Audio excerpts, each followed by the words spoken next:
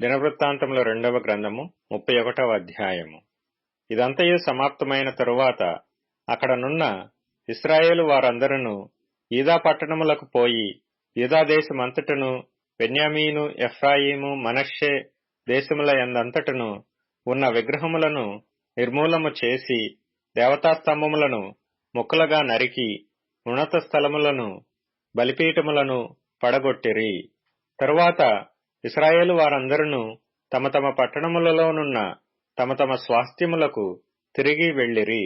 అంతట హిజ్కియా ఎవరి సేవాధర్మము వారు జరుపుకొనున్నట్లుగా యాజకులను వరుసల ప్రకారముగాను లేవీయులను వారి వారి వరుసల ప్రకారముగాను నియమించెను. దహన బలులను సమాధాన బలులను అర్పించుటకును సేవను జరిగించుటకును కృతజ్ఞతాస్తుతులు చెల్లించుటకును యెహోవా పాళెపు ద్వారముల యొద్ద స్తుతులు చేయుటకును యాజకులను లేవీయులను నియమించెను. మరియు యెహోవా ధర్మశాస్త్రమునందు వ్రాయబడియున్న విధిని బట్టి జరుగు ఉదయాస్తమయముల దహన బలులను విశ్రాంతి దినములకును అమావాస్యలకును నియామక కాలములకును ఏర్పడియున్న దహన బలులను అర్పించుటకై తనకు కలిగిన ఆస్తిలో నుండి రాజు ఒక భాగమును ఏర్పాటు చేసెను.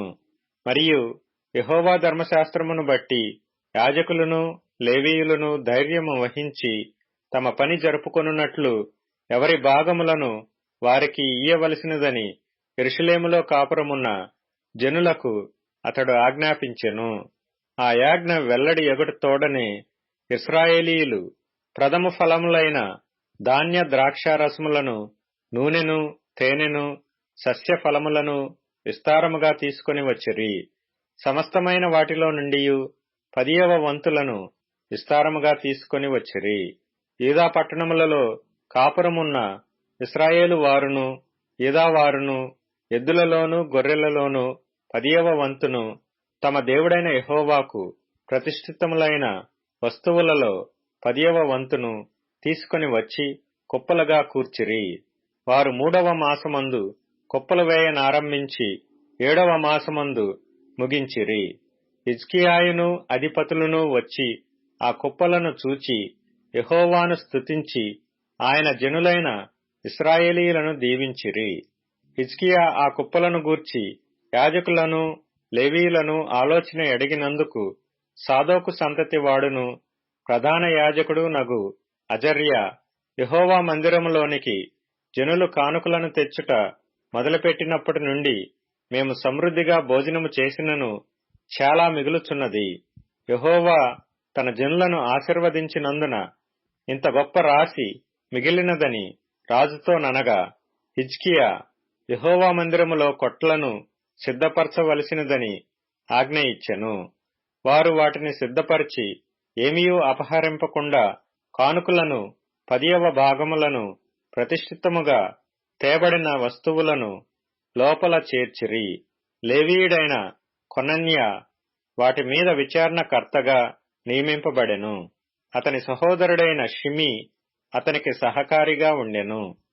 మరియు యెహీయేలు అజజ్యాహు నహతు ఆసాహేలు యెరీమోతు యోజాబాదు ఎలీయేలు ఇస్మక్యాహు మహతు బెనాయాలనువారు రాజైన హిజ్కియా వలనను దేవుని మందిరమునకు అధిపతి అయిన అజర్యా వలనను తాము పొందిన ఆజ్ఞ చొప్పున కొనన్యా చేతి క్రిందను అతని సహోదరుడగు షిమీ చేతి క్రిందను కనిపెట్టువారై ఉండిరి.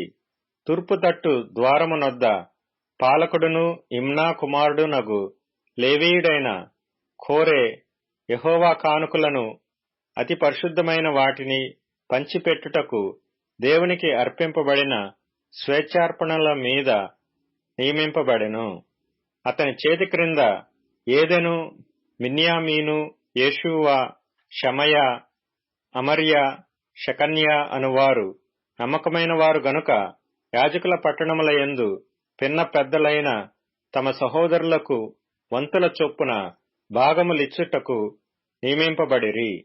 ఇదియుగాక గోత్రములలో 3 సంవత్సరములు మొదలుకొని అంతకు పై వయస్సు గలవారై జనసంఖ్య సరిచూడబడిన మగవారికందరికిని వంతుల చొప్పున సేవ చేయుటకై ప్రతి దినము యెహోవా మందిరములోనికి వచ్చువారందరికిని 20 సంవత్సరములు మొదలుకొని అంతకు పై వయస్సు గలవారై వంతుల చొప్పున సేవ చేయుటకు తమ తమ పితరుల వంశముల చొప్పున యాజకులలో సరిచూడబడిన లేవీయులకు, అనగా నమ్మకమైన వారై తమ్మును ప్రతిష్ఠించుకొనిన లేవీయులకును, తమ పిల్లలతోనూ భార్యలతోనూ కుమారులతోనూ కుమార్తెలతోనూ సమాజమంతటను సరిచూడబడిన వారికిని, ఆయా పట్టణములకు చేరిన గ్రామములలోనున్న అహరోను వంశస్థులైన యాజకులకును వంతులు ఏర్పరచుటకు వారు నియమింపబడియుండిరి. పేళ్లచేత చెప్పబడిన ఆ జనులు యాజకులలో పురుషులకందరికిని, లేవీయులలో వంశముల చొప్పున సరిచూడబడిన వారికందరికిని వంతులు ఏర్పరచుటకు నియమింపబడిరి. హిజ్కియా యూదా దేశమంతటను ఈలాగున జరిగించి తన దేవుడైన యెహోవా దృష్టికి అనుకూలముగాను యథార్థముగాను నమ్మకముగాను పనిచేయుచూ వచ్చెను.